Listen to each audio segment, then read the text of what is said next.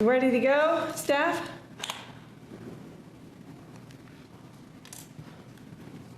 Try this out.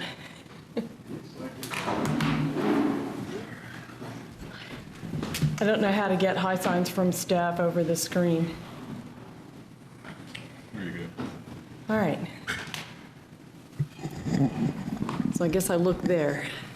There, here. Oh, right there. Okay. Good morning, everyone. It is, let's see, Monday, November the 8th at 10:30 a.m. We're in the ECR of City Hall, and this is a meeting of the City of Topeka's Public Health and Safety Committee. Quick introductions. I'm the chair, Karen Hiller from District 1. Christina Valdivia Alcala, District 2. Neil Dobler, District 7.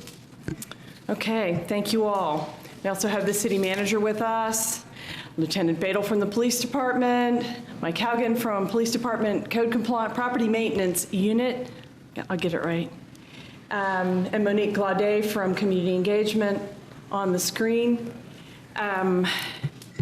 We have basically two agenda items today. One is to get updates and look at the policy statement on digital equity and inclusion, and then review and hopefully push out some items on our changing the culture of property maintenance initiative. Is there anything missing on the agenda? Otherwise, we'll go call the meeting to order, and first order of business is to approve the minutes from October 13th. So moved. Second. Moved and seconded to approve the minutes. Any discussion, corrections, additions? If, I'll let you look for marks. Good. If not, all in favor say aye. Aye. Aye. Opposed, same sign. Motion carried. Minutes are approved. And just for what it's worth, Liz Toyne, our council assistant, just has zipped in and out of this room live, but kudos to her. These have been long meetings, long minutes, and she's done a great job with them. All right, next up is Digital Equity Inclusion Partnership. An update, which Scott Gowan from USD 501 has typically taken the lead on. Do I defer to him? Absolutely. Okay. Scott, do you want to give us an update? We can't hear you, Scott.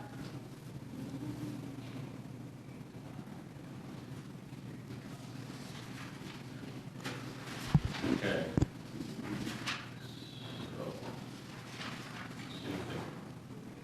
Hang on, Scott. We can't hear you. Monique, try to talk, see if we can hear you, Monique. Monique, can you do us just a sound check? No? Okay. I'll go downstairs to see what's up. Okay. This is a new system, Scott, so we may be the beta testers here. Ronaldo's here, though. He'll fix it. Plug in the mic. The speakers. Oh, there we go. Okay. Can you hear me now? We sure can. Always check the plug-in first, right? Okay. You're I on. appreciate the committee allowing us to come speak with you today. I'll give a brief update, and I'm sure Monique will have some additional details to share. Are we ready? Yeah. Okay. The broadband committee has met a couple times, and we've been mainly working on our handbook, trying to get that prepared and ready for our potentially two staff members. I'm not sure the status, but I'm sure Monique will be sharing that status with us. We've sought out our digital navigator and our technical navigator, and we had a couple of candidates that rose to the top, and I think we're in a good space on those, but I'll let Monique update you guys on the details of that. The other piece of the puzzle that we have worked on, we introduced last meeting, was the idea of bringing forward the policy. So we'll be happy to speak to that today, if you'd like. Our goal would be for the Public Health and Safety Committee to be comfortable with the language of the policy and potentially comfortable recommending that to the governing body, so that we can have that policy in place and use that as a guide for not only the two employees that will be working with the city to serve our neighborhoods, but also use that as a guide for any future activities that we can engage in as a organization of leaders throughout the community. Are there any questions for us at this point? Questions, Neil? I have one. Okay. Well, Some good sound effects. yikes. Maybe because it's in the same room. Uh-oh. Yeah, the speaker, your microphone is also picking up the speaker in the background. That's what creates that feedback. I think so. So maybe if you shift the microphone a little bit to the right, it might pick up less of the speaker. Turn off some of these. Okay, oh boy. This is what happens when you have two computers in the same room. Halen's gonna fix it. Uh-oh, we got a fix coming.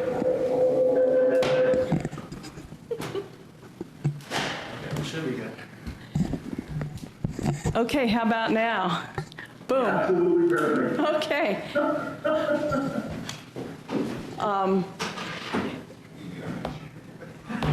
It said you were muted, but you're not, so we're still working on tech, I guess. My question, which leads right into the next item, but since you're talking about the policy, has your committee considered asking every single player, partner, collaborator, whatever you want to call it, particularly the entities, to adopt the exact same policy or something similar? Actually, we haven't discussed that, but we would want all of the organizations to be communicating with one voice. So I can see where that might be valuable. We haven't really discussed that at this point, so I don't have an answer for you on that. But I'll be glad to take it up with the committee. Well, and we may talk about it just a little later, because the issue for me is, as we've kind of discussed in these meetings, as time has passed, we're really creating a new utility. And maybe at some point we need to decide who's responsible for it, but I'm not comfortable at this point having this, the city has taken some leadership for which I'm really proud, and we've gotten you all together, but I don't think it's just our game, and I don't know that ultimately it would be just our utility or our role, and so just something to think about. The other question I have is that we all know that the infrastructure bill got signed a couple of days ago, and we've all been kind of taking step by step what to do with ARPA money, where broadband is going to fit, and so on. Are you ready to address at all what you're seeing in that new bill? I'm not yet, because I was kind of paying attention as we were going along to see what was being included, what was being excluded. Obviously, it's gone through a few different versions in its lifespan. But no, at this point, not yet. I think that our team kind of needs to get back together and say, okay, this is something we want to encourage our digital navigator to represent. This is something that we want to do a referral process for. Obviously, the FCC has a big role in a lot of the allowances or provisions of that new infrastructure bill, and so we'll be doing referrals in that situation to the FCC's program, like we have done with the FCC's emergency broadband benefit. But outside of that, I think that we really want to kind of parse it out as a committee and see the different pieces in play now that it's been enacted. Okay, thank you. Any other questions or comments on that from the committee at this point? Chair, I would just say that I think it's going to be really important, as we head into this with all this money that's going to be coming forward. We all understand this is a game changer. Of course, we don't know how much is going to be, come to our particular municipality, but I am on board with you in supporting, that we move forward in however we need to make the most of these dollars, and not necessarily taking the lead on it, because you're right, in that this is a brand-new utility, and again, we're talking once-in-a-lifetime funds, so we have to be very intentional on how we move forward. Thanks, Scott. Thank you. And Monique, you're going to fill out the rest on how this is going to work and who, right? Sort of. Actually, no, what I'm going to share with you this morning is our new 2 team members. And so on November the 1st, Maria Anderson, our digital navigator, our part-time digital navigator started. So Maria now is inundating herself with everything she possibly could in regards to the concept. It's a lot of information. So it's vitally important that she takes her due diligence to be able to get brought up to speed to find out what's going on and taking place. Maria is excited in regards to it, and we are looking forward to the impact she'll have on our community. And I'm proud to share that Sean Scourzy has said yes to being our technical navigator. He was a fantabulous interviewee, and so we are ecstatic to have him as part of the team. Sean will start on November the 29th, and we're very appreciative to Scott that he will be training him, and so we're just looking forward to bringing both of them on board and getting started with the project. We do believe that it's going to be very realistic. It will not be until January until we really be putting this out to the community. There's tons we need to get together with both of the team members and with the committee and getting them acclimated to it, getting a logo and getting started. And so we're excited about it, and we'll be able to provide you with more information at the December meeting. Okay, now, that's the Maria Anderson I know from Girl Scouts and all sorts of other good things. That's our Maria Anderson that's been serving our community for the past 40 years. Yes. All right, that's great. That's great. Okay, any questions about, Councilman? Thank you, Chair. Question for the city manager on the administrative policy. What's the normal route that this would take through city council, since this is an admin policy? The normal route would be, it's more of a policy, it's a policy statement as to the position of the city as it relates to these items. So it is a public-facing document, and so generally you would have staff has vetted it, then the committee, in this case, since the committee is involved, would approve it and then go to the governing body for approval. Okay. And I guess a question for the chair. What part of this establishes a utility? Nothing.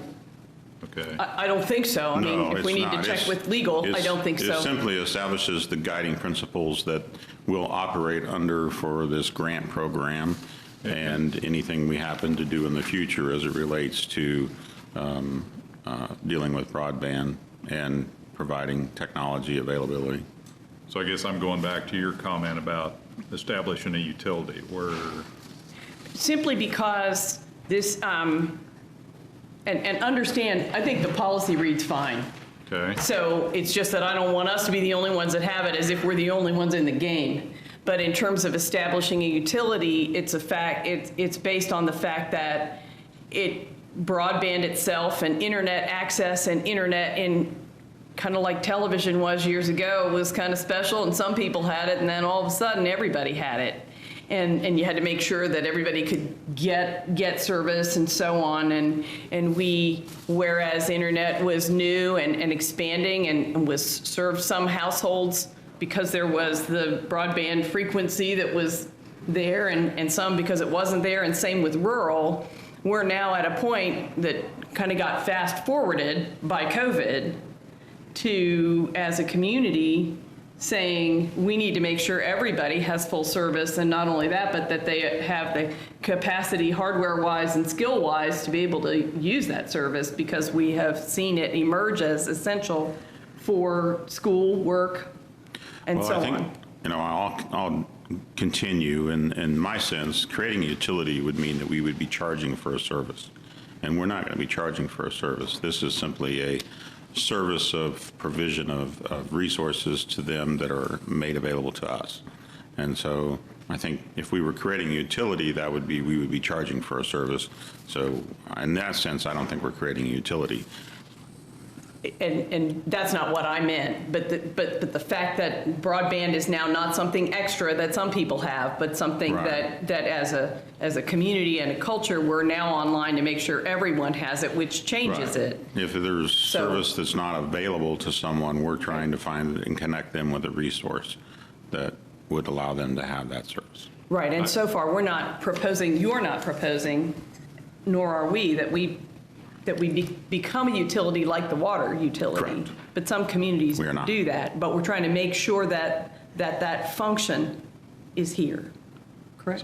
So I guess if I could, what keeps us from moving this forward to the city council? We're not creating a utility, right? We just said that? Yeah. Everybody agree? Correct.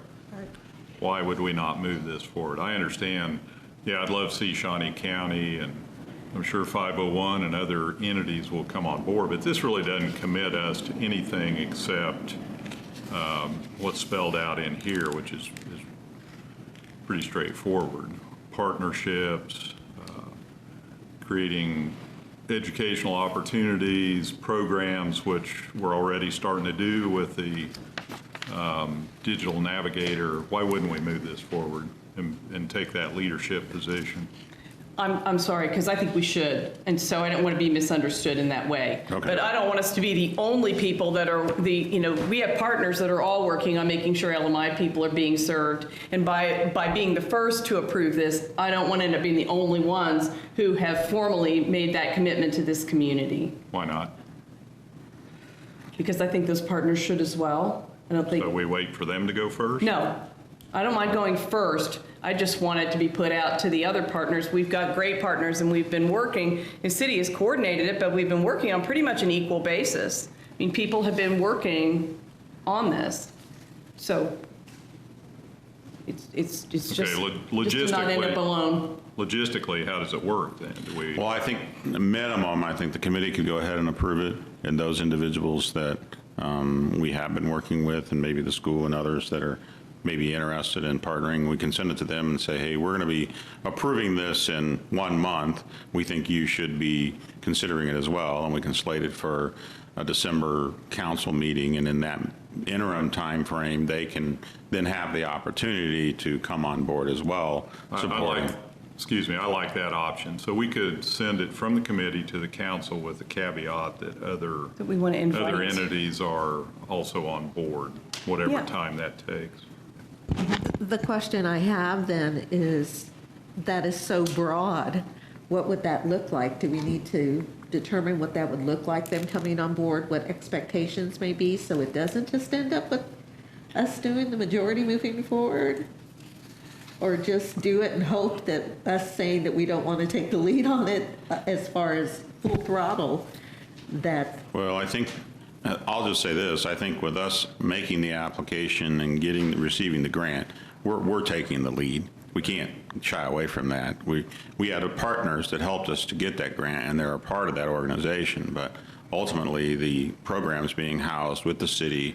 Monique's going to supervise the employees that are doing this, so there's no way to avoid the fact that we're the lead, but we have lots of good supporting characters with us, the school and others. So I think there's nothing that prevents us from ensuring that it moves forward.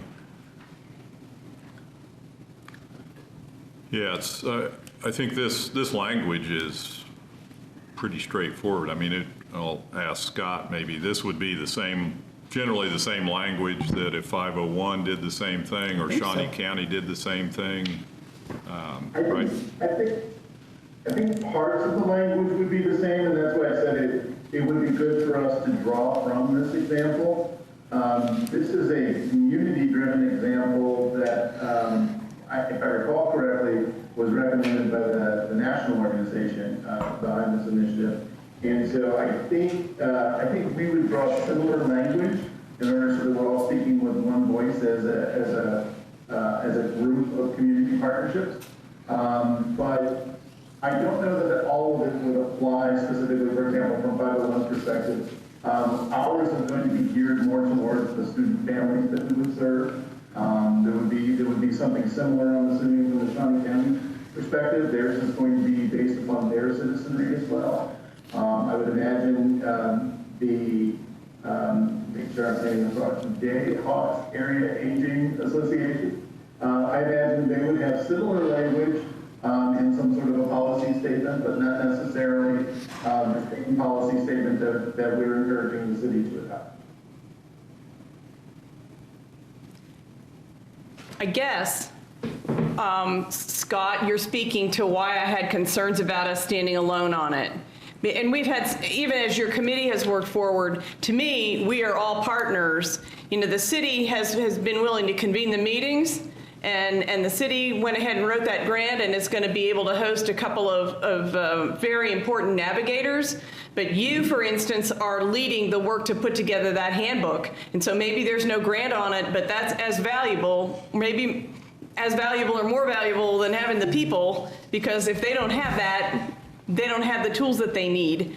And so, and correspondingly, for each one of us to not be in our silos as we develop this, you know, not just worrying about kids and failing to think about elders that are homebound as well, or, you know, having JAAA involved and having them not just think about elders, but you've got extended families anyway, and blah, blah, blah. So that, to me, one of the values of this shared statement in pretty much the same language for each group is that we are not, none of us are in silos, we're all in it to make sure that we've got a fully networked community. So that would be my pitch back to you, to 501 or to your group.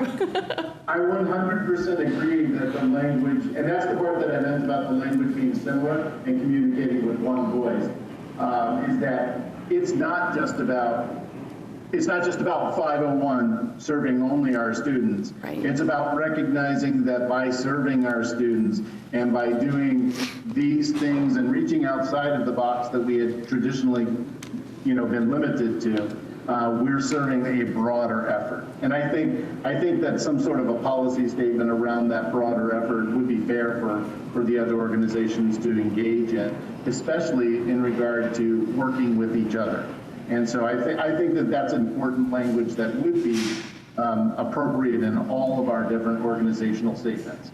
But as far as the staffing, for example, or as far as anything along those lines, that would probably not be appropriate for each of the other organizations to include anything to those effects in a policy statement. We should have close language, but not necessarily exact language.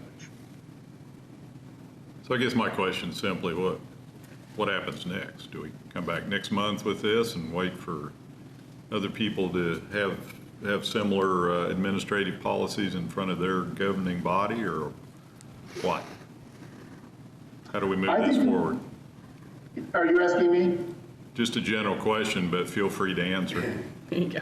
I think it would be valuable to go ahead and move it forward as the city, because the structures are already in place at the city for that. While we zoomed in, the structures are already in place to go those next steps because of the efforts and stuff that we've got in place right now. So I do think it would be appropriate to go ahead and forward that to the governing body. I do think it's also important to include in that, maybe not a statement to the effect of enacting it pending, but a strong statement that says that you're counting on your partners, or in our case, we're going to circle back with our committee and encourage members of our committee to reach out to their leaders to make sure that we're supporting that effort as well, with similar language. So, go ahead. You got a motion? Yeah, All I think right. I'd like to make a motion to send this to the city council sometime in January, which should give the other partners a chance to develop a similar policy. And I'll leave it at that, I guess. Do you want to add in this discussion that we had and correspondingly have our body invite the other partners to do something similar? Or you just want to leave it that way? It's implied in what you were saying. I think so, and Okay. I think that'd be up to administration to make those contacts and Sure. make sure it happens. Second. Moved and seconded to what you said. Any further discussion? I think it's clear enough. Lazone, Grace, speak up. You can grab a mic, maybe up here, I guess. Yeah. Looks like we don't have a different one. It's on? It's on. Yep. Yep. The light's on, it's on. Okay. Thank you for the discussion.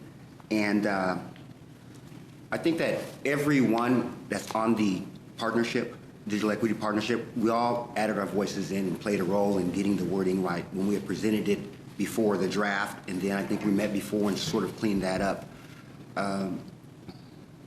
Normally, it really is just the city of Topeka stating their support for digital equity and inclusion down the road. Whether we got the grant or not, the cities should have some type of a digital strategy and equity plan, which this is not a complete plan, but it is at least the wording for a policy that says that I think cities support digital equity and inclusion. As far, we could bring partners on every month, and with this being a city, I don't think that it's really required for our organization, IBSA, or any others to adopt this specific wording, because we're working together. Those who are at the table are people who want to be at the table. I would hope that the body here would recommend this move to the city council with, I guess, the recommendation of passing. And that night that it is at the city council, anyone who have questions and concerns will be able to come up and speak. I would think that hopefully that not in January, but you can do it in December. I think that when it was presented before, given enough time for people to review it, and if there were any questions or anything, and if there are not, then this is what we have, and that we recommend it forward for approval by the city council. And maybe that would be at the December meeting so that we can go into the year, you know, with firm, because again, as I said, this isn't really contingent on if we got the grant or not. It's really more about the vision forward. When we talk about the partners, like the any entity from the state, the Jayhawk Area Aging, I think they're a state agency, No, or funded by the state. they have federal money, Okay. Older Americans Act money. They're three-county But agency on aging. we have our state broadband development office, and I would hope that we're going to need to have to dialogue with them, because they within themselves have their vision. Everybody's receiving a bunch of money. This year, the city received its own ARPA funds and will receive its own infrastructure funds. The same with the state and you know, other entities, even the school within itself. So I would hope that we don't slow down something and to get this checked off so we can move on, because I think that we have bigger things, more exciting things that we have to look forward to. And this is really just sort of a statement that is standard. Well, and thanks for your work. It sounds like the whole committee worked on putting this together, right? Yes. Your team. Good. Chair. Yes. In light of Lazone's comments, I think I would move to amend my motion. So instead of January, what's the last meeting date? December 21st. December 21st. Move this to appear in front of the city council on December 21st. That sort of a compromise. So it gives us enough time to reach out to the other entities, because I think we all would like, the county gets a lot of money out of the COVID funds. I'd like to see everybody be part of this, as has been indicated. So if that's acceptable to my second. Oh, okay, so move to approve. No. Just say, Second. I just amended my He motion. was so- amending his motion. You have I to got say it. it's Second. okay. It's okay, it's fine. All right, well, now that's on the assumption, because I think there's still a strong feeling on this committee that city has taken a leadership role, and that's even stronger if everybody makes the same commitment as well. That we're not doing this by ourselves, it's everybody, and we're not just talking about ARPA money, we're talking about an initiative to make sure everybody is served. And it's broader than that, and needs to become institutional, right? Just to clarify, Scott. I was just going to add, I will get the working group back together. This statement was centered around a political entity. The statement that was prepared was centered around a political entity and the model of the NDIA recommendations that have been provided previously. So we'll circle our group back around and pull some language out of this and draft some statements of support, which might be referendum, like It might be a referendum in some organizations, it might be a policy in other organizations, and I do know that our Board of Education has spoke very highly of the work that's being done collaboratively within this group, and so I think that there may be different ways of showing that support depending on the nature of the organization, and so we'll put our heads together and come up with some language that might be used in such statements that could be friendly for an organization such as the businesses that might be participating, and some language that might be appropriate for other organizations that might be participating, whether they're federally supported, state supported, or just some sort of statement of support towards this effort. Because I appreciate your observation that while taking the lead, you don't want to go it alone, and I assure you I'll be here with you regardless of what the school district of 501 chooses to do. I'll still be part of the initiative. But it would be good to have the visible support of the other organizations as well. So we'll come up with something for you. Thank you, Scott. You know, I mean, we've all been there where you had a press and everybody comes together. I suppose that's why I've been saying utility, because, and then when the pressure is over, there you are and everybody pats you on the back and says, great job, it's all yours now, we're busy. And we don't want that to happen with broadband for any reason. Absolutely, absolutely. We're building something that is going to be a commitment to our future, and I feel that us coming up with some language that would help express that vision. I think that's our next step. So I'll put the team back together and we'll work towards that goal while you guys are leading our way for us. Thank you. With that, all in favor say aye. Aye. Opposed, same sign. We have adopted or recommended adoption of policy. Thank you. Lizone? Are you getting ready to move to the other? We are. Before you move in, Okay. because you hadn't brought it up about the newly passed infrastructure bill. And part of being a long-term member of the National Digital Inclusion Alliance, which really steered a lot of the wording, I'm not sure if people realize, but for the last 4 or 5 years, they had been putting on the wording and pressing, and there had been some potential legislation on the Digital Equity Act. The Digital Equity Act is a part of this infrastructure bill that was passed, and I figure that will be signed. And that specifically identifies $2.75 billion that's going to be available specifically for digital inclusion. Not knowing what the local or municipality allocations are going to be, but this is not, yes, it is about, and I can forward this to you later on, it's on their website.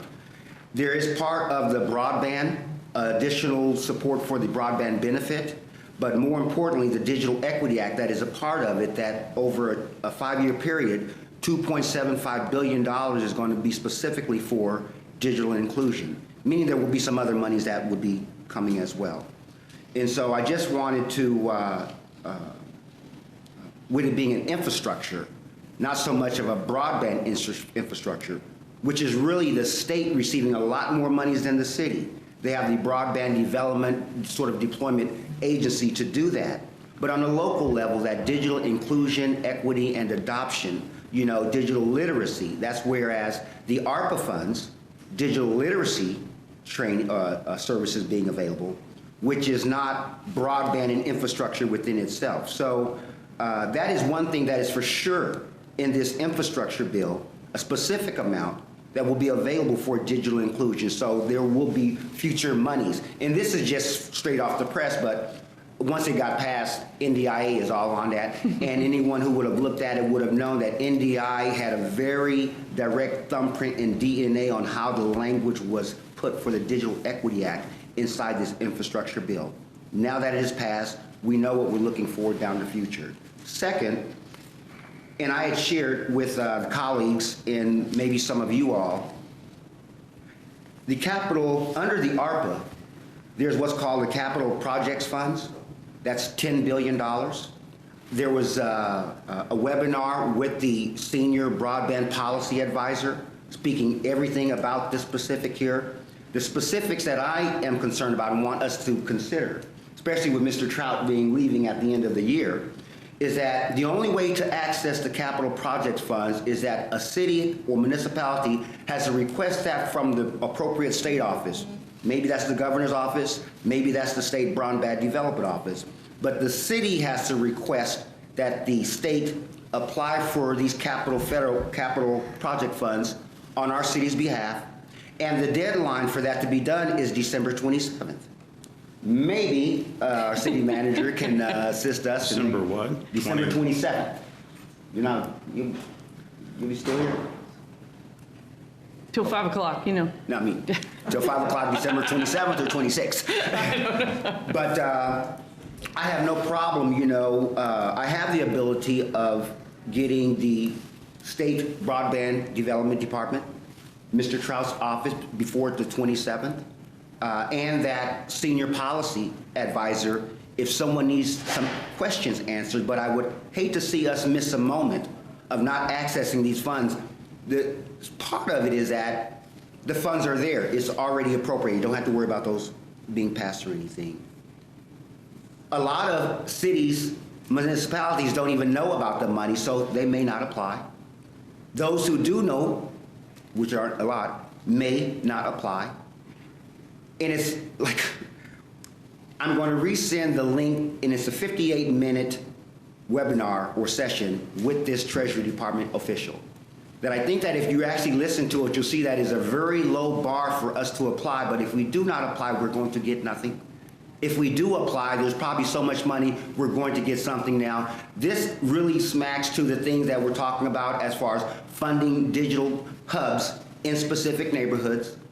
One of the things that is a requirement is that any project has to provide at least 3 things in those facilities, which would be, they would have to have work, education, and health monitoring at that location. So whether it's Lundgren or the Gil Carter Initiative or wherever, there have to be programming on site, if it's going to be funded, that deals with the work, education, and health monitoring, which is really a very low bar. So to a certain degree, the money is there and we just have to ask for it. I'm bringing this up so our team can discuss this. I hope that they have been able to view that video, that session, and anyone else, so that by the time we come back together, we can have our act together, because at some point in time, we're going to have to request from Mr. Stanley Adams, or whoever they designate, maybe the Secretary of Commerce, that they submit a grant on behalf of the city of Topeka for these funds. Me, myself, I'm ready for it. I know what needs to be done, but I'm working with a team and a body, and we should work together. So if possible, a meeting can be set up with the city, with the state broadband development and our team to understand what this is, get our plan together, get it submitted, and if it's rejected, we try. If we don't submit by December 27th, then we're going to get nothing. And I would just hate to see us have to go through that. Thank you for those points. And I was going to ask before you came up, is there anybody, and one of the challenges we have in Kansas is you've got to make sure that cities are in the bucket for the state, that it's not just all rural, that we've advocated to make sure of how the pot gets set up so that we can get as much as we need through the state. Is there anybody from your team that's actively representing Topeka with a state? Is it? I know Lizone, go ahead, Lizone. Well, And we need to get on to our other issues, so I don't want to take the whole time, but this is really important and timely, it sounds like. Yes. I mean, the city or the county, they have to make their own individual request. The city has to make it. Chanute has to make their own individual Understood. request. I just wanted to check and see whether we're advocating at that level now. And maybe city manager, do we have anybody? I mean, we've kind of relied on this for our local networking. Sounds like we need to. Yeah, we need to, I would envision, unless there's somebody else specific, it might be that the Sparks Committee at the state level, the Spark Group at the state level would be the ones that would be applying for this funding, unless there's another organization within the state that would do so.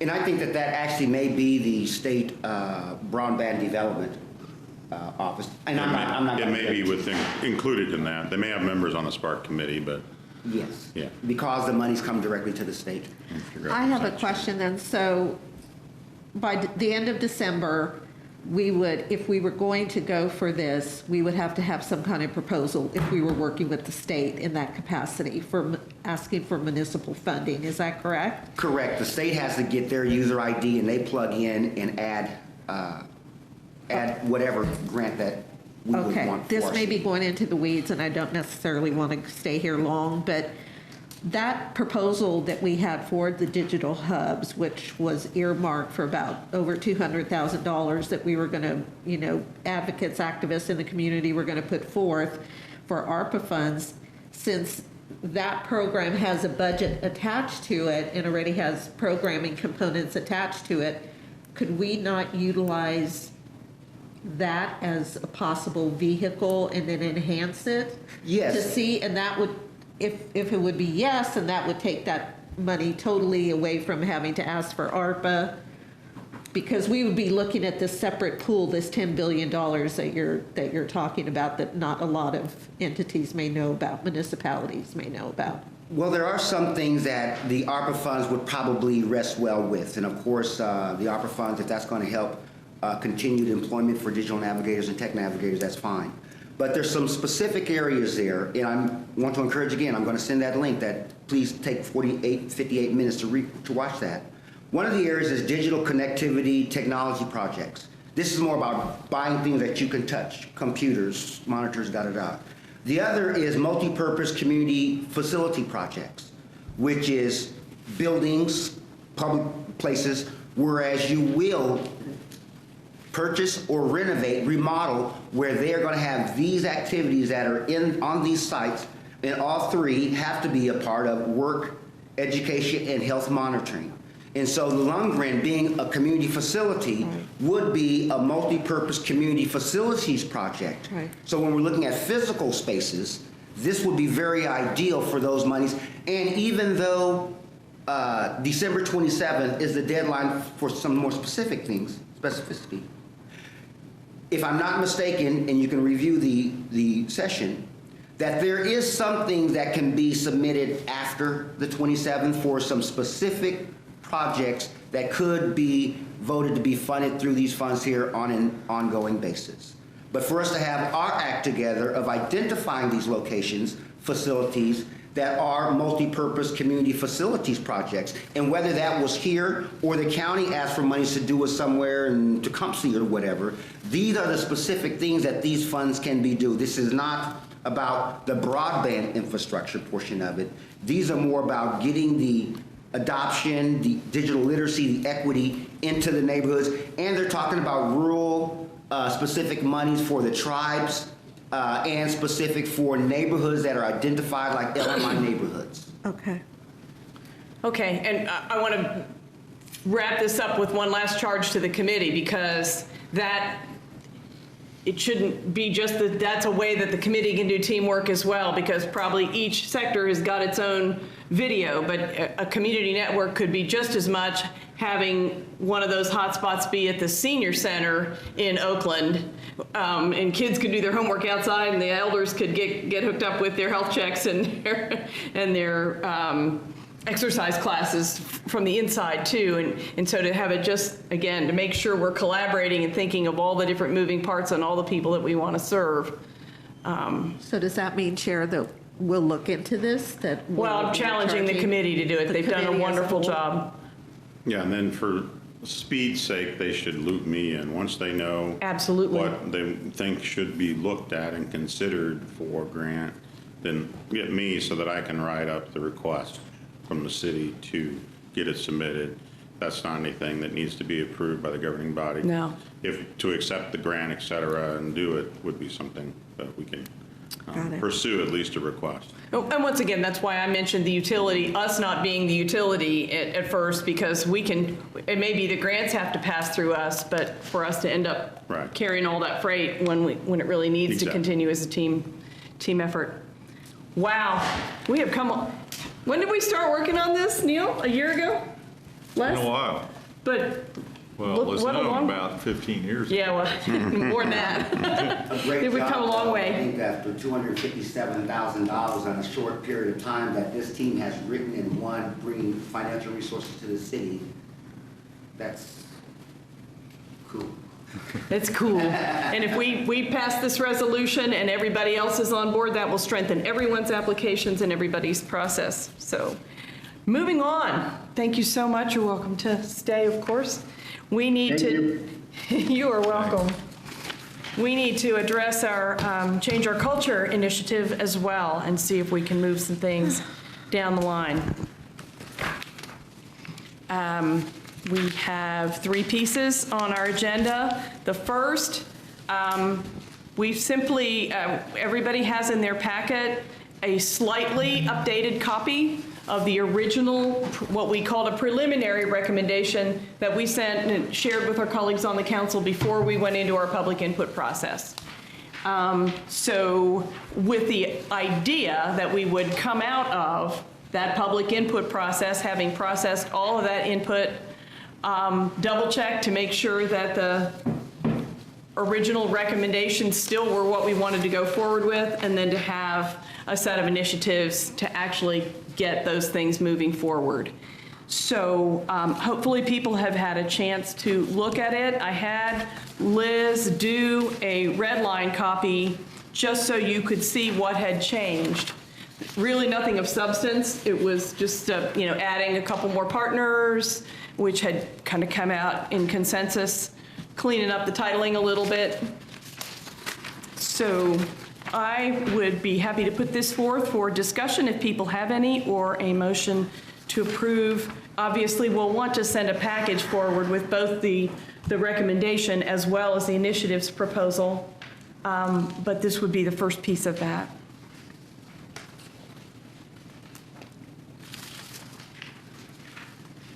I do have one And thing. Brent, yes. We didn't talk last time. Let me see if I can find it. But there was some discussion that Mike Haugen and I had regarding a definition for substandard that we didn't actually end up discussing. And at some You point, had mentioned that, so I'm not sure it would change this, but go ahead, maybe it would. Go ahead if no, I now's don't the think right it time to changes share it. anything. I just think it would be more clear as to what we would, and I probably should just email this out, but what we were looking at is substandard housing means any housing unit lacking complete plumbing or sanitary facilities for the exclusive use of the occupants, or any housing unit which has been found by an appropriate local authority to have one or more violations of applicable housing code that poses a material threat to the health or safety of the occupant or any housing unit that was declared unfit for habitation. So we'll email that out. It's a whole lot of language, but we'll clean it up and email you. It doesn't change what's here, but Why it don't will. you give us, I think I can do it, but what's the Cliff Notes of that definition? Well, I think the basic cliff notes of it is that we're looking at, substandard really is if you don't have plumbing and you don't have sanitary facilities within your operation, you shouldn't be living in the house. And that's very vital, and that actually leads to condemnation, correct? And I would add in life safety issues. Right. And then, so it's really a much higher bar to be declared substandard than just one violation of our city code, property maintenance code. Having a hanging gutter does not make it a substandard house. It may be a violation of our property maintenance code, but it does not make it a substandard house. Needing your roof replaced doesn't make it a substandard house. Yes, it's something that needs to be fixed, but it doesn't make it a substandard house. And so I think if you use a much more restricted verbiage in that regard, it lowers the number of true houses that we consider to be substandard. We still may have thousands that have violations, but actual true substandard housing is a much smaller number in the true sense of the word. And I think that helps to not label how our housing may have issues, but it isn't horrible. We have things that need to be addressed, but actual truly substandard homes, the number is much smaller than 4,000. Well, I know we struggle with that. Yeah. I think probably that number came from the fact that if we can talk about it just for a couple minutes, basically what you've done is lift verbatim the wording for uninhabitable. It's pretty much the term, that's what we use to trigger whether we can actually tell people that the house can't be lived in. If it's, well, material affecting health and safety could be because your window's broken, I suppose. I mean, It could. well, I mean, you guys Not placard a typically. house that is missing utilities, or is, I think that, Yeah, but we wouldn't placard a house if it has a broken window or a missing piece of siding or something like that. well, I mean, there's one school of thought that there isn't anything, that there shouldn't be anything in a minimum property maintenance code that isn't important enough to write somebody up and tell them to fix. Sure, but that's different than declaring a unit substandard. Okay. And so I think what it does, I guess, is it helps to make it a more achievable goal to say, reduce the number of substandard unit homes by 50%, because we're not dealing with 4,000, maybe we're dealing with 500. And so it allows us to make that goal that number one of the challenges, a more realistic challenge as we address it. And it's a different set of standard for the unit that's going to have to address it, the property maintenance unit. Makes it more achievable for them to look at, because those are the ones we really truly want to either condemn, demolish, et cetera, to eliminate as a substandard or get fixed up if the owner's interested in that. From a practical point of view, from the citizen who gets written up, are we better off to use the term uninhabitable or something like that for our goal? I mean, so I get written up and I have fines and I might have all this stuff, but it's really not substandard. My grass is too tall and my junk's in my yard and my stuff's on my porch. I mean, Yeah. what typically, the way that happened is that's considered substandard and it doesn't meet code, and therefore you get written up because you're Well, violating a code of things that were important. To me, to a certain extent, I agree with you in that those types of things like yard, trash, missing piece of gutter, those are cosmetic. And we're trying to improve the appearance of our community and cosmetic. Those are things that need to be done. You can still live in a house that has a yard that needs to be mowed. And so it's really trying to hone in a little more on the quality of housing that we're dealing with. And this doesn't have to be decided per se now, but at some point it does, because that's the standard that we're going to use as we're charted against with accomplishing these challenges. And so I think at some point it has to be decided, and a definition needs to be agreed If we upon. don't want to just consider a code violation substandard. Right. Councilwoman. Well, would that have any impact then, Chair or Brent, on not or lessening the amount of those houses that actually get, or properties that get written up? No. That have all types of trash and hoarding on the No, outside? it doesn't. It's simply on how we're held accountable as staff for accomplishing this goal. You need to have an agreed upon definition, or it's unfair as to how, if you're thinking it's one thing and I'm thinking it's something else, and I think we're making progress on it, but you still see higher numbers of violations or whatever, then we just need to agree on what this definition is, so that at some point in the future, it'll be after my time, but that staff is got an understanding of what their challenge, what they're being challenged to accomplish, and understand what that is. I mean, we knew we were going to have to work on this anyway because you're not going inside in a lot of properties. So Right. we needed to change Listen. that as well. Yeah, we will as soon as the state law changes. Well, I mean, we'll figure out what we need to do. I mean,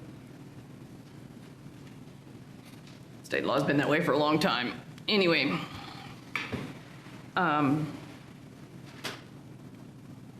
So it can be tabled for now, but I'll have this, I forgot to send it out, but I'll send it out, and then the next meeting, I hope you would have time to, or next meeting or two, to be able to at some point address the definition of substandard. Well, when you get to the initiatives part, because the technicalities of whether there were specific legal sections that needed to either a new interpretation or needed to be changed, whether it was local ordinance, whether it was state law, whether it was procedures, how often a inspector themselves has permission to give extensions, how much the supervisor does, whether we're going to change what's happening in court right now, all those procedural things, we sort of lumped together into one item and figured we'd need to work on it. Perhaps pretty I hate to say this, but we might need to do it all year just to have the time to pick it all apart with all those moving parts if we want to retool our system. Unless Mike and Andy have a proposal in their back pocket that you were waiting for, put on the table today. Nope. I didn't think so. That we needed to address all of those things kind of inside out, I backwards. just wanted to bring that up prior to voting on this, that there's one more step, in my opinion, that needs to happen with approving this changing culture document, is that at some point substandard needs to be defined so that it's clearly understood with staff what the expectations are. It's good you brought it up again. Yeah, it just to establish that baseline so that as we start, we have an idea of where we're at. Well, because partly, and this was probably almost a year ago now when we sat down to work on these things and said, what's the number? Yep. And y'all didn't want to use 4,300. No, I agree. We had an issue with that number. That was a number that was created or stated by the folks that did the study, and I've talked multiple times with Bill Finder, and we cannot find where the reference was created from. It was created from somewhere, but we can't determine where it was. And so it's not a number we're comfortable counting as a number. Substandard, don't believe there's 4,300 substandard units by this definition that we're looking at. Because I don't believe there's 4,300 homes that are without sanitary facilities or have a health or life safety issue for the occupant. I find that hard to believe. Sure. Yes, go ahead. It seems like we're talking about the difference between something that's pretty tangible and Yes. intangible. Yeah. The That's what homes we're without fencing. sanitary and life safety issues, they've been there a while and they're going to be here tomorrow. The wind could blow this afternoon and we'd get gutters falling off and things like that. So I kind of agree. I don't know if just changing that wording makes a difference, or do you add something to, if this is the metric for uninhabitable structures, that seems fine. But then what's the metric for the rest of the? For violations. Yeah. Because truly, it could be, for instance, that the number that you all have given us is a rough figure of 6,000 cases open at any given time. And because some of them have multiple cases on the same property because they've been written up separately, if that 4,300 was some sort of mathematical calculation that that the study people did, I don't know. But there's nothing in the code, I don't think. Well, the code's written on the basis of we want to protect people's health and safety. We want to protect structures. And so if they're not painted and then they're deteriorating, or the roof has a hole in it or whatever, that deteriorates the structures. And then actually these are up, we changed it to guiding principles, so we weren't using goals three different ways. I like guiding principles. But maintenance of an attractive environment so that people felt safe and didn't mind living in the neighborhood near that house. And so that's how codes are built, on those fundamentals of the pieces. And so substandard means that you're missing one or more of those key elements. Because tall grass wouldn't be written up if it wasn't that people worried about bugs and rats and snakes and things like that. And standing water wouldn't be written up if people weren't worried about mosquitoes and infections and things like that. So there's a reason for everything that's in the code that addresses one of those core reasons why the code is there, and that's the basis for which a violation at any level is considered a criminal violation.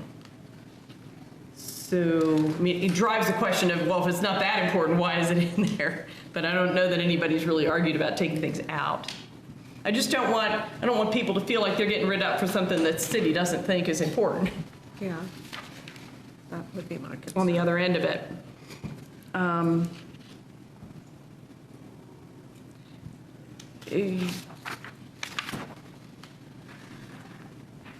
So wanna make Chair, sure- how could that impact then, us moving to approve this with this being ambiguous right now? Well, Or does it have to be we need to figure it ambiguous? out first. I mean, it's a difference between,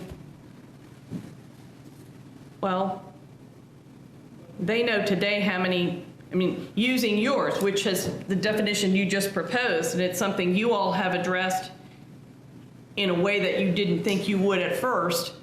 It's easy for us to figure out how many houses in town don't have utilities. And if every one of them fits that number, then our focus on resolving that is very different. It alters, one could say. I mean, because you guys were ready to shut down anybody that didn't have utilities and now have, I don't know how technical your approach is, but it's a little more forgiving, at least on the short term, for somebody who needs utilities back on. Are you asking me? Sort of. We will cite and condemn any property that we become aware that doesn't have utilities. Once the property is condemned, we do not follow up on that condemnation unless we know somebody's residing in there and there's a problem. The police could arrest for criminal trespass. So somebody who couldn't pay their rent last month or couldn't pay their utility last month, they get it shut off, they get condemned. If they get it back on, they're gonna be fine. Right. If they don't, ultimately they could. I don't have I can charge the owner with allowing somebody to live there. That's my next step. We haven't been doing that unless it's transient style houses, houses people are illegally living in. That's my point. Yeah, You know, because it's not convenient, but if you have to, and if there's a difference whether it's a single adult or a family with kids, or whether the basement's, I'm thinking of my career of code compliance stuff, a basement that's got water in it, but you can keep people from going down there, or you can't.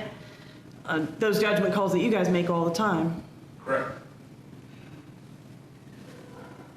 So you could run into as many problems with what you just suggested, perhaps. And find your focus had shifted and not addressing Oh, the I outside. can guarantee you the focus wouldn't be shifted, we would only be addressing those. That's not gonna take place. When you set a goal of 500 houses annually, I can't meet it. I can't meet it in 10 years, I can't meet it in 20 years. You could have enough inspectors that we cited every property today for every violation. We can't get the owners. We have too many owners that can't do it themselves. You're talking about millions, tens of millions of dollars to get these houses back up to compliance. Well, the city's not gonna do it. We're not gonna go side a house and paint the house. We have well over 500 houses right now that those people can't do it. We have thousands of houses for a single violation that they can't do.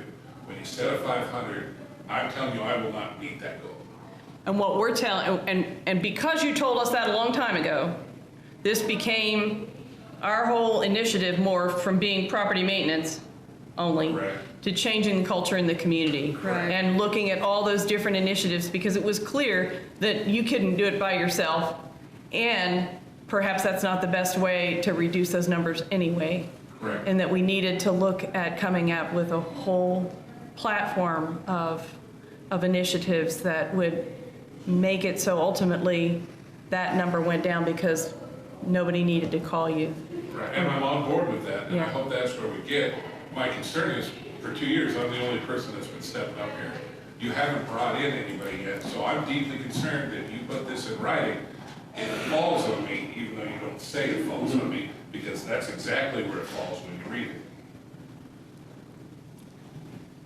That's I why we get- put this much work into it, but it's still a good point. Go ahead. Thanks, Chair. I guess looking at this and the amount of work that's been done on this for having this, looking at this in 5 years in the future and what we have staked out, possibly for the first year, that I guess I just see it totally different. I just see it as the work that Karen and I are going to continue to do, along with partners that we are committed to getting, with hopefully the discussion later on Karen Black. This, if anything, is a roadmap, in my way of thinking, of taking so much away from code. Because again, it is so focused on that literal changing our culture. So without that component, to me, this is not some type of roadmap that is going to end up putting you or your department in a bad place. It would be that it needs more time to be implemented and executed. We need to go about maneuvering differently. But I take that this committee takes a very serious role in working initiative with making sure that this succeeds. Because we know that if it doesn't, that if anything, it's not going to put the onus more on you all. What it's going to show is that there needs to be changes or adjustments made, or that the community's not going to buy, not going to buy into it. This, to me, lessens any target on the city. What it does is it really is exploring and working towards developing strategies that we have not thought of before that change how much responsibility is placed on you all. So I guess I look at this in a totally different way.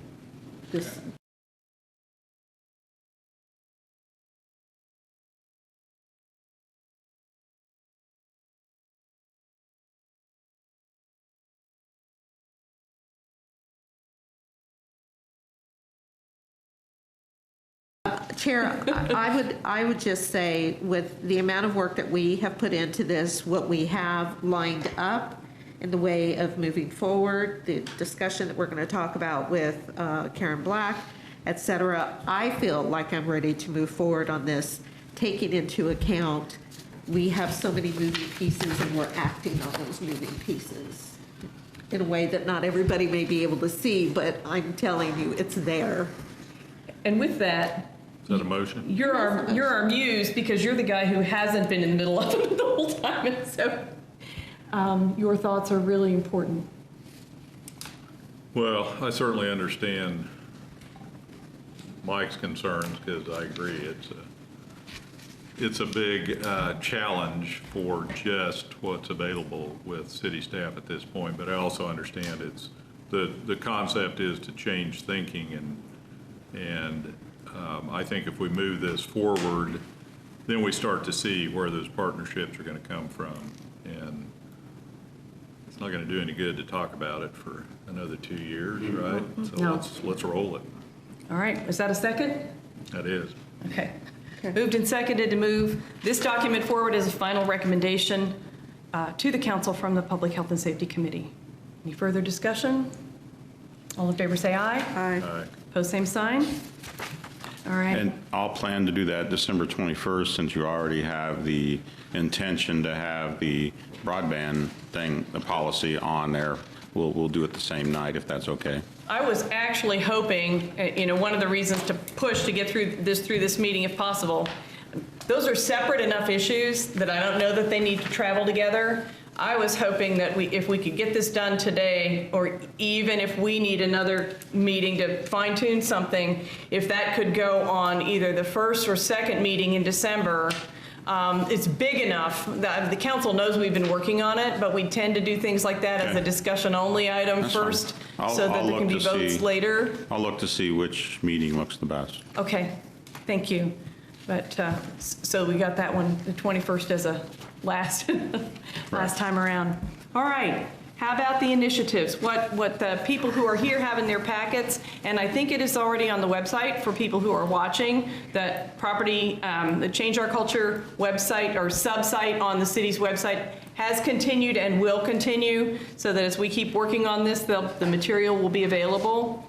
So on that was the detailed proceedings of all 7 of the public input sessions that Councilwoman Valdivia Alcala and I convened in September. They were all well attended. We had over 100 people total. Every one of them came up with different ideas, different themes, and different fresh ideas. As we had hoped, the public really had good thoughts, issues, and ideas. We shook those down to what is an 8-page document that sort of synchronizes things that repeated or that were related to one another. And out of that, have this, what is now an 11-point initiatives proposal. So it is that we need to look at and see if we want to move that forward as is, or if there are some amendments to make. 2 of those, number one, the legal code interpretation policy and procedures, and a second one that I'm not, and the number 6, education and community connection, each refer back to a string of about 20 items each that came out of those public input sessions, of topics that we should do education on, for instance, or issues regarding the policy and procedures for that first one. So it looks to me like those did, let me see if they're there. Yes, they are the very last, they are in the very last attachment to the committee's packet, and they are titled, that section is called Draft Consolidation of Viable Suggestions from Public Input. Just shakes down all those issues that came forward. So, just for the public, those who are watching, while my colleagues are looking through their forms, the 11 section titles are legal code, interpretation, policy, and procedures is number 1. Number 2 is vegetation. Number 3 is community engagement in working on vegetation, trash, and mowing. And that one has subsections for small businesses and entrepreneurs, community-based groups, and public and private partnerships. The 4th item is to put together a roundtable of rehabbers, people that want to work on property and would like to explore ways that permitting and licensing could be easier for them. Number 5 is trash and dumping, strategies to address that. Number 6, education and community connection. Number 7, retail parking lots and trash accumulations there. Number 8, a neighborhood self-help model for our neighborhoods and working groups that want to address these issues. Number 9, working on the profiles of our various neighborhoods to be used in promoting those neighborhoods and the city. Number 10, KDOT and other entities that have major responsibilities for mowing and trash, and working on those partnerships to have those other partners doing what they need to do. And number 11 is vacant properties and ways to better address those. Each one, this document is 4 pages long, so each of those headings has some subheadings.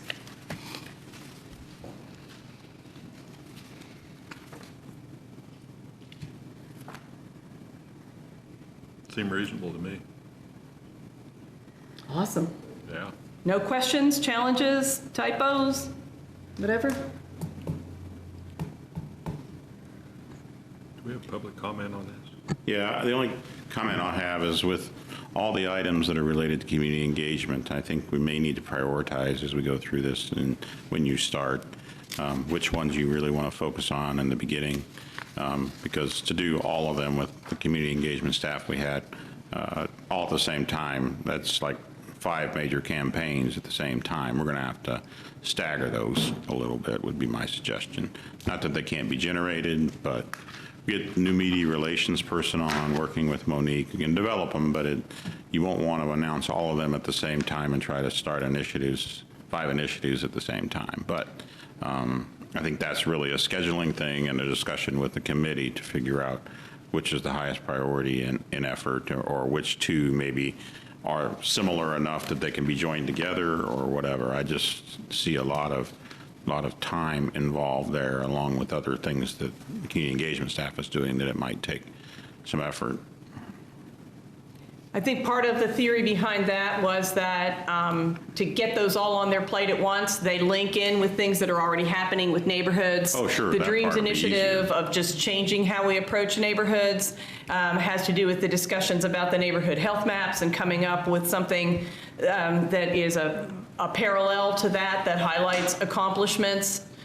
So the idea of tying in, not just what's wrong, Yeah. not just low income and vacant houses and so on, but instead neighborhoods that have cleaned up and look good, neighborhoods that have maybe had some self-help initiatives going on, that those overlap one another so much that if we could lay out the entire roadmap, obviously they'd need to be prioritized and might need to be prioritized against other things. We have 3.0 FTEs in that department, and so there is staffing that has capacity to do quite a bit.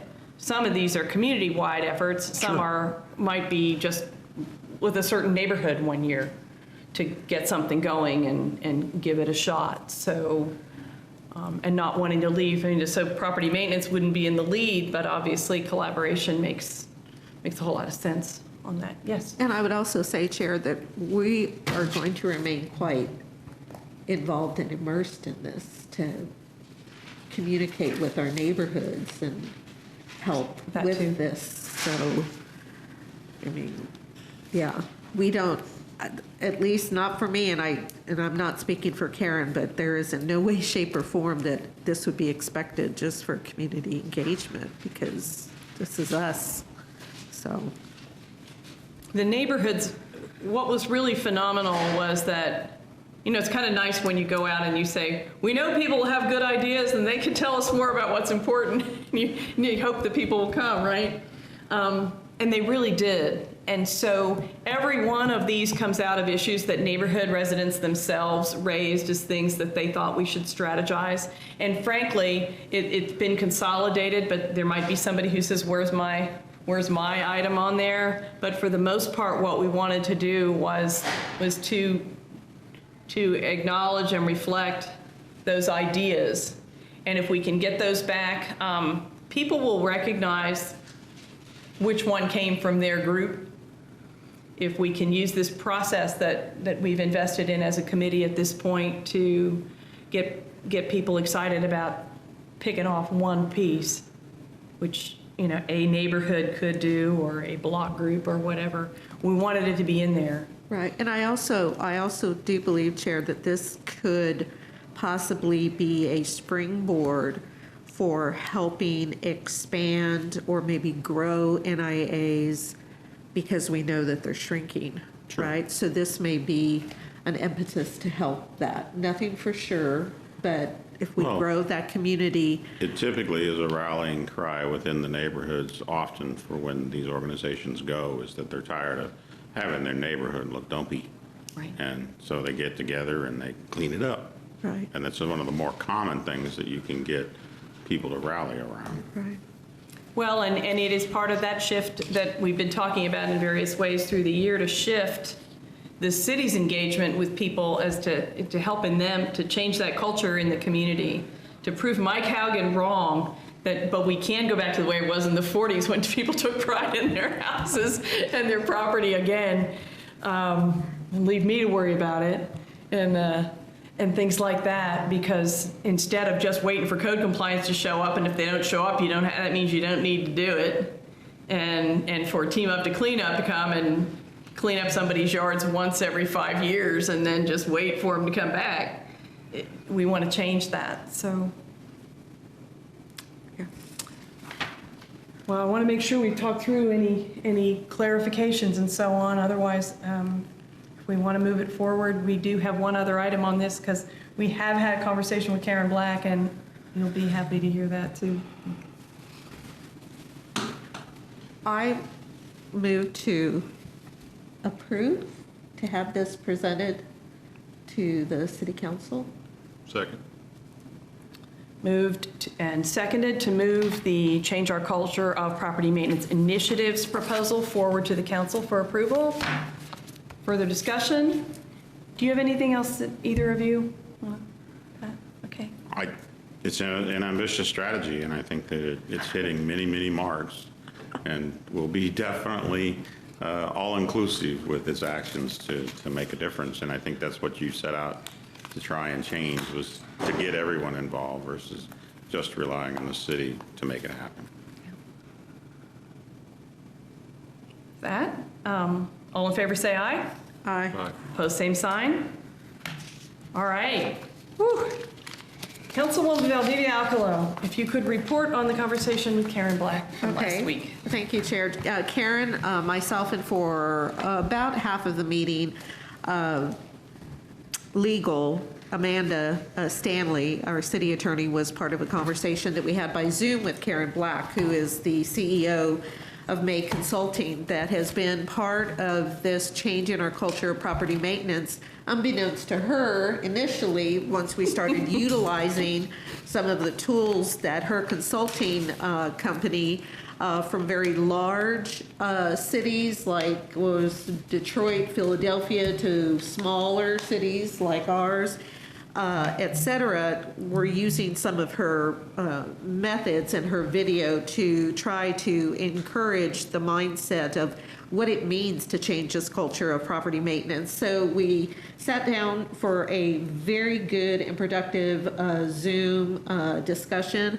I will tell you from the beginning, she was impressed that both Karen and I and others that were involved in believing so strongly in this initiative were willing to get down into the weeds and do the work and test the waters, listen to folks, rather than just going, we're going to strengthen an ordinance, we're going to pass a new ordinance, we're going to increase fines, we're going to threaten more with this or threaten more with that, which she says in her years of being an attorney, fair housing attorney, going really deep into code compliance and writing ordinances, helping with all of that, doesn't work. So she was impressed with the level that we had gotten down to here, and she is excited about the possibility of coming on board. And we shared experiences of what has or has not worked, you know, as she's been in this for about 20 years or more, and I'll pass over to Karen any insights she had from it, but it was a really exciting meeting to have with her. I would concur with that assessment. The advice that I'd gotten, I'd talked to one of the national people that I know just to kind of check out what her reputation was and so on, and he had advised that we double check from the consulting point of view that, you know, his assessment was most cities, as Mike can testify, are struggling with code compliance, haven't quite figured it out. And the fact that we're working on all of these elements, dimensions of it at once is something most cities don't do. And so they'll call in a consultant and say, give us some ideas. And then the consultant gives them 10 ideas and they pick one of them and see if that quick fix will work, and you go on down the line. So the caution that we'd had is, talk to her. She really is one of the leaders in the country, but make sure that she realizes that what you want is a deep dive down totally inside how you're doing all these things, and in particular on the code itself, not so much the language, because that really hasn't come up much, but instead how we do it and how it progresses through procedures. Not that anybody's doing anything wrong, but how do we pick it apart and how do we tie it in with these other pieces to get it to really work? And so we had the call in part just to visit further, but to check and see if she was somebody who could do that, whose depth of knowledge and experience was that deep. And as Councilwoman Valdivia Alcala said, I mean, she's great, and she was really excited about it. And so I think we see an opportunity in bringing her here, as well as she sees an opportunity to maybe do something that people haven't done. I mean, it sounds like, and your reports have been like that. If other communities haven't figured it out, and we can take all these pieces and really get something going, we could, I think that will help bring her anyway, and I'll just be happy if we get our stuff together, but when you realize that it may be quite cutting edge, what you're doing, it's kind of overwhelming, but also, why not? So I think if that's the direction I want to go, I need to get the scope of work that you've talked to her about doing to me, and then get a quote from her related to that scope of work, and hopefully make sure that it's under 50,000 if she's truly who you want to hire, because that's within my authority to do. If it's less than 50,000, I can hire any consultant that I want. Well, and with Councilwoman Valdivia Alcala's work on seeing if the partnership would want to get involved as well, Right. it could be that depending on that scope, what we learned out of that, that's exactly where we left that phone call, was that we needed a scope of work. I think I can speak for both of us that we're happy to work on it, but we might need help from somebody who, we've been on the inside of it, but somebody who's done that sort of thing a little more often, and to help build exactly, I don't know how much detail it goes into, but it looked to me like she could really help us with all the different elements of it, not just the code. And frankly, I just worked with a group here who's thinking about money and scope. But if the scope, if we really wanted a major commitment of time, we ask about whether she had a team, and she says that she certainly can work with a team, but builds those based on what a community needs. But I just worked with a group that, with a professor from KU who was going after a university-based grant for the opportunity to do that kind of work in our community. So there might be resources that she has as well that could help us put this whole thing together. And in addition to, Chair, in addition to GTP being very excited and us keeping them abreast of everything, there is a possibility of at least one more major business that is interested.